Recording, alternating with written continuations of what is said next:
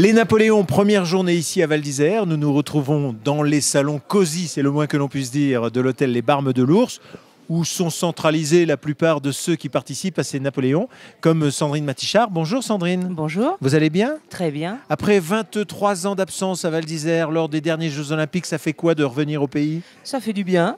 Il y a du soleil, il y a de la neige, c'est parfait. Il y a toujours cet esprit village. Et puis ça fait du bien après une semaine comme on l'a vécu, de se retrouver au calme, protégé dans un cocon blanc. Voilà, parfait. vous faites allusion évidemment à cette semaine parisienne, relatée d'ailleurs dans le nouveau, je dis bien le nouveau parce que c'est un nouveau format, une nouvelle formule stratégique que vous sortez aujourd'hui, c'est bien ça?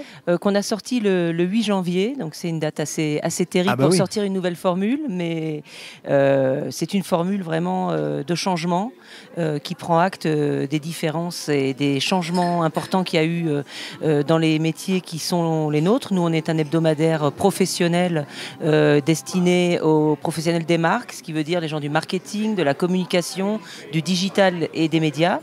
Donc le moins qu'on puisse dire, c'est que ces 5 dernières années, il s'est passé beaucoup de choses, et notamment un décloisonnement entre les professions.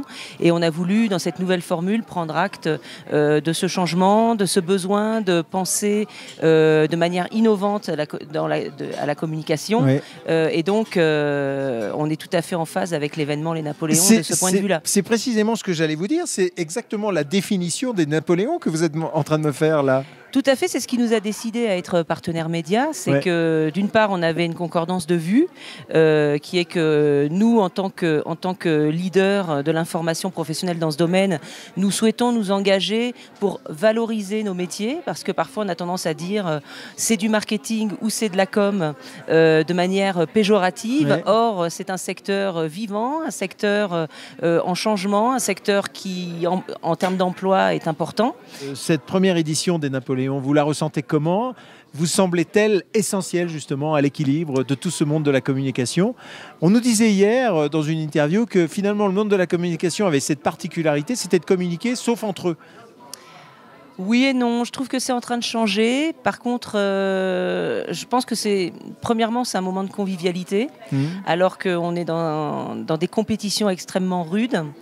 C'est vrai que prendre le temps un peu de se poser et de se réassurer sur la valeur de son métier, et puis de lever un peu la tête dans ces contextes-là, et de prendre le temps un peu de voir quelle est l'étape d'après, c'est pas mal. Je vous remercie d'avoir passé ces quelques minutes en notre compagnie. Je vous souhaite un bon Napoléon, je ne sais pas si on le dit comme ça, ou de bons Napoléons, parce que c'est au pluriel. C'est bien commencé. C'est bien commencé. Vous allez faire un peu de ski quand même, rassurez-moi.